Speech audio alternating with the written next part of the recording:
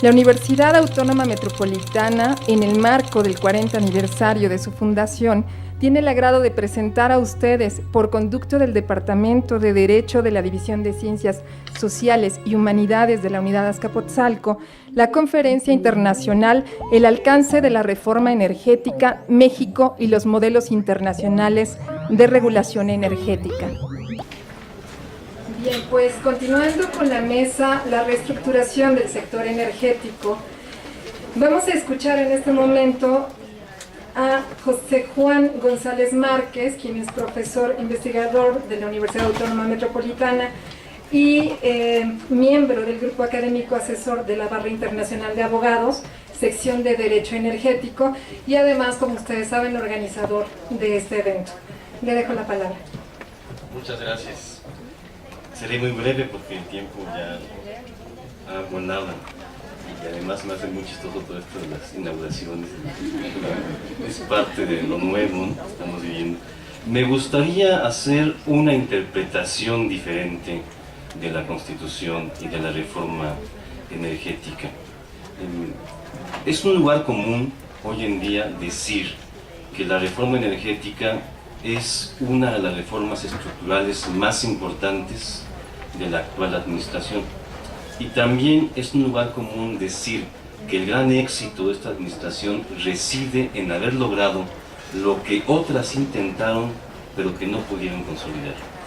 Porque como se comentó en la mañana, desde el presidente Salinas, pasando por el presidente Zedillo, el presidente Fox, el presidente Calderón, todos quisieron reformar la Constitución y ninguno pudo. Ahora se ha dicho que esta reforma es factible porque al país le urgía, y básicamente le urgía por dos razones: el decrecimiento en las reservas probadas de petróleo, sobre todo petróleo fácil, la falta de tecnología para poder usar nuevos métodos de explotación de gas como el fracking, y la falta de tecnología para ir a aguas profundas a extraer hidrocarburos. Y que eso fue algo así como la varita mágica que movió a las fuerzas políticas para llegar a un acuerdo. Pero en realidad yo creo que la reforma energética no es tan dramática como a veces queremos verla, y tampoco creo que haya que esperar mucho de ella. Para demostrar esta hipótesis me gustaría hacer un recorrido por la historia constitucional y legal de nuestro país en materia, primero, de hidrocarburos y después en materia de electricidad. ¿Qué es lo que ocurrió en nuestro país en 1917? Que se aprobó la Constitución que hoy rige nuestra vida institucional. En esa Constitución, en el artículo 27, se estableció que la nación era la propietaria de los recursos de hidrocarburos, pero se permitió que esos recursos fueran explotados por particulares a través del otorgamiento de concesiones, como ocurría con el resto de los recursos naturales, tales como el agua o los recursos minerales, etc. Así fueron las cosas hasta 1938, cuando, derivado de un problema laboral, el entonces presidente Cárdenas decidió expropiar los activos propiedad de las empresas petroleras extranjeras. Pero quiero subrayar eso: expropiar los activos propiedad de las empresas petroleras. Ese acto expropiatorio, que luego se repetiría años después, pero pocos lo relacionan con la llamada o mal llamada nacionalización de la banca, prácticamente el decreto es igualito, parece que se copió. Ese acto no modificó para nada el régimen constitucional, ni el estado de cosas, por cierto, Nada obstaba para que después de esa reforma se otorgasen nuevas concesiones. No lo prohibía ni la Constitución ni la legislación. Un año después, y quizás para ser congruente con este hecho, se dicta la segunda ley reglamentaria del artículo 27 en materia petrolera. La primera se había dictado en 25 y básicamente regulaba el procedimiento de otorgamiento de concesiones. La segunda no.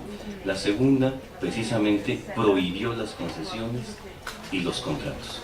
Y un año después, en 1940, ahora sí, se modifica la Constitución y ahora sí se nacionaliza la actividad petrolera. Ya no solamente el Estado es propietario de los recursos hidrocarburos, sino además, al tenor de esa reforma, el Estado es el único que puede llevar a cabo su explotación y las concesiones y los contratos se prohíben. Pero, un año después, se dicta una tercera ley, que es muy curioso explicar eso, sobre todo cuando tenemos extranjeros. A pesar de lo que decía la Constitución, la ley regula el otorgamiento de contratos. Y en los años siguientes se otorgaron un sinnúmero de contratos que en ese tiempo se llamaron contratos de riesgo, porque como ya se explicó, el asunto consistía en que la inversión privada tomaba el riesgo de invertir a ver si había o no había ganancia, y si no había se quedaba con las pérdidas, pero si había ganancia el gobierno le reponía su inversión y le pagaba además un premio por esa actividad. Así las cosas en 1941, pero como esta ley era completamente inconstitucional, en 1958 se promulgó la cuarta ley en materia petrolera, que a pesar de la reforma sigue hoy vigente. Esa ley cambió el modelo de regulación y dijo, bueno, la Constitución señala que el petróleo es de la nación. La Constitución prohíbe los contratos y prohíbe las concesiones. Esta ley se construye un monopolio a la luz de un concepto que se llama el concepto de la industria petrolera. Y entonces la ley dice que todas las actividades propias de la industria petrolera son de competencia exclusiva del gobierno federal, a través de la empresa pública Pemex. Eso, ustedes dirán que bueno, ¿no? Al contrario, es muy malo, porque basta con modificar el concepto de industria petrolera para ir privatizando actividades propias de esta. Y así fue. En los años siguientes se fueron redactando, es decir, redefiniendo los términos en que estaba redactado este artículo tercero de la Ley 58 que definía el concepto de industria petrolera, y a través de esas modificaciones sutiles que pasaban sin mucha advertencia, sin que nos diéramos cuenta, una parte importante de la industria petrolera se fue privatizando para llegar a un esquema en donde el almacenamiento, el transporte, la distribución de gas natural estaba ya en manos de particulares hace varios años. En 2008 se modifica esta ley, no después de un intento por modificar la Constitución que no pasó, con la idea de permitir refinerías privadas, pues se conformaron con una reforma al artículo 6 de esta ley del 58 que permite la celebración de contratos múltiples. Y esto significa que todas las actividades propias de la industria petrolera, que eran supuestamente monopolio de Pemex, podrían ser contratadas con particulares. Claro, muchos me dirán, sí, pero el contratista actúa no a nombre propio, sino a nombre de Pemex, y eso no es una concesión ni es una venta.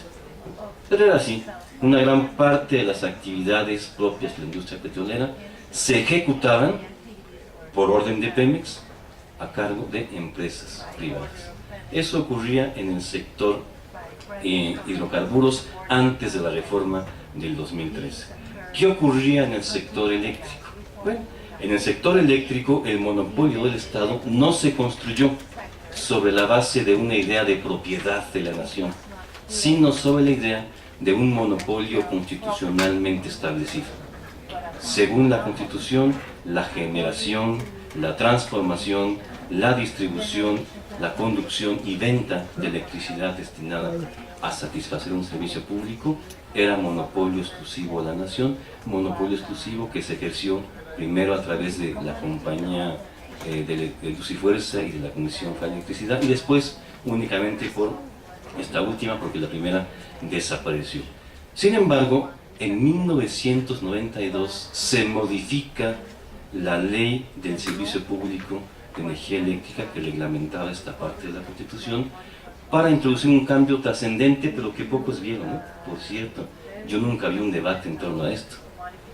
El cambio está en que la reforma a esa ley permite que empresas privadas generen electricidad, lo cual resulta claramente violatorio de la Constitución, que dice que la generación es un monopolio exclusivo de la nación. Pero claro, me dirán, no, Pero dice algo más, dice que estas empresas que generan electricidad no la pueden vender directamente a nadie, sino que están obligados a venderla exclusivamente a la Comisión Federal de Electricidad, convirtiéndose así en una suerte de maquiladores de electricidad que le venden a la Comisión para que ésta distribuya y mantenga un monopolio que ahora es diferente. A partir de ese momento el monopolio ya no es un monopolio verticalmente integrado, sino es solamente un esquema en donde la CFE es el único comprador y el único vendedor de energía, pero donde hay empresas privadas produciendo electricidad. En su tiempo se dijo que esa gran reforma iba a permitir una reducción en el precio de la electricidad. También se dijo que iba a generar empleos. Yo, personalmente, tuve la fortuna de asesorar a la primera empresa que estableció una planta de productor independiente de energía en el municipio de Vallehermoso, en Tamaulipas. La empresa es Electricidad de Francia, una de las más importantes en el mundo en la generación de electricidad. Les puedo decir que los empleos que genera una planta de electricidad ya en funcionamiento son 25. En la construcción sí se requiere mucha mano de obra, pero ya en operación solamente 25, y que el precio de electricidad realmente no bajó, y han pasado ya muchos años. Así estaba el estado de cosas antes de la reforma. ¿Qué ocurrió con la reforma?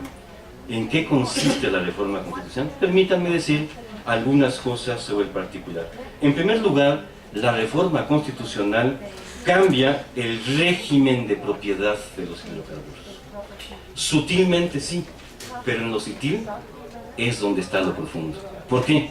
Porque el artículo 27 sigue diciendo que la nación es la propietaria de los hidrocarburos, pero agrega, mientras que estén en el subsuelo.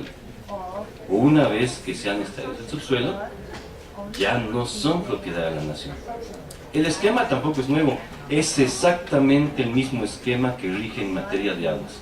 El agua del subsuelo ni siquiera se dice claramente que sea propiedad de la nación, pero se le da trato de propiedad nacional mientras está en el subsuelo. Una vez que sale de allí, puede ser apropiada por quien la haya alumbrado. Entonces, la reforma modifica el régimen de propiedad de los hidrocarburos, pero no nos damos cuenta. La reforma sigue diciendo que se prohíben las concesiones. Y el gobierno ha dicho, esta reforma retoma el espíritu de Cárdenas diciendo que no hay concesiones. Sí, no hay concesiones, pero hay contratos. ¿Qué tipo de contratos? 4. Primer tipo de contratos, contratos de servicio. Son los contratos introducidos en 2008, en donde un contratista opera a nombre de Pemex y recibe un pago por ello, que no tiene nada que ver con la renta petrolera, simplemente es un pago por sus servicios y se paga en efectivo para que no se les identifique con los contratos de riesgo que comenté de los años 40, en donde se pagaba con petróleo. Bien, le ponemos palomita a eso. Segundo tipo de contrato, contrato de utilidad compartida. Se paga con un porcentaje de la utilidad. Tercer contrato, contrato de producción compartida. Se paga con un porcentaje de la producción. Yo creo que eso es un poco más que una concesión. Y por último, el contrato de licencia. Se paga con la transmisión onerosa de los hidrocarburos una vez que hayan sido extraídos. Es decir, completa el esquema de hidrocarburos propiedad nacional si está en el subsuelo, pero una vez que salga del subsuelo ya no es propiedad de la nación. Otro cambio importante es que la Constitución dice ahora que solamente la exploración y la explotación son áreas estratégicas de la economía, por lo tanto, solo esas 2 etapas del proceso que integra la industria petrolera son monopolio de la nación. Elimina todo lo demás. Ustedes me dirán qué es todo lo demás. Bueno, se me ocurre, por ejemplo, primero exploras, luego sacas el petróleo y lo que sigue es refinar. Como bien se comentó, solo tenemos 6 refinerías, no son suficientes. México consume el igual de gasolina que consumen todos los países del Caribe y Centroamérica juntos por su patrón de consumo y tiene que importar gasolina. Se requieren refinerías y lo que se hace aquí es constitucionalmente, pero sin decirlo, hay que hacer la interpretación a la inversa. Al interpretarlo a la inversa, como dicen los abogados, a contrario sensu, la Constitución señala que la refinación ha sido abierta a la iniciativa privada. Ya no es monopolio del Estado. Y todo lo que sigue. Mi tesis fundamental aquí es un poco heterodoxa, como todo lo que casi siempre digo, en el sentido de que cuando importábamos gasolina y exportábamos impactos ambientales, allá en la India se ganaba el impacto, aquí la consumíamos, teníamos otro impacto distinto, pero al menos un impacto eliminamos. Ahora traemos los impactos para acá, ¿no? Las empresas que inviertan construyendo refinerías tendrán impactos ambientales sin duda alguna, y habrá que afrontar esa situación con la legislación ambiental que tenemos, que no ha cambiado sobre el particular.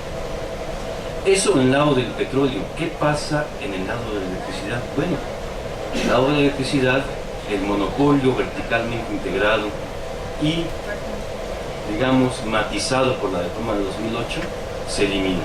Hoy en día solamente la planeación es monopolio del Estado. Es muy chistoso porque yo no entiendo cómo puede ser monopolio de planeación, ¿no? En todo caso no tiene importancia. Y en segundo lugar, la distribución de electricidad. Es decir, que el Estado se queda con la red de transmisión, que es muy buena, por el 97% del territorio nacional, pero el Estado ya no tiene monopolio de la generación. Tiene algunas plantas, sin duda, tiene varias plantas de generación, la mayoría de las cuales son más viejas que las privadas, porque los productores independientes son de ciclo combinado y las de la CFE consumen combustorio y en ocasiones incluso consumen carbón. Entonces ahí no creo que pueda competir la CFE contra los productores independientes que, por cierto, solamente por efecto de la reforma se quitaron un corset por encima. Ya no tienen que llamarse productores independientes, ya pueden generar electricidad. Ya para qué venderla completamente a CFE, la Constitución dice algo distinto. Bueno, y muchas cosas más, que se crea un fondo, que la CRE se transforma, que la CNE se transforma, que Pemex y CFE se van a transformar en empresas productivas del Estado. Sí, está bien, qué bueno, ¿no? Ojalá puedan competir, como decía, pero otra noticia, Pemex y CFE no tendrán por qué ser las únicas dos empresas productivas del Estado. La Constitución no lo prevé así. Es factible que haya otras empresas productivas del Estado o que estas dos se fraccionen.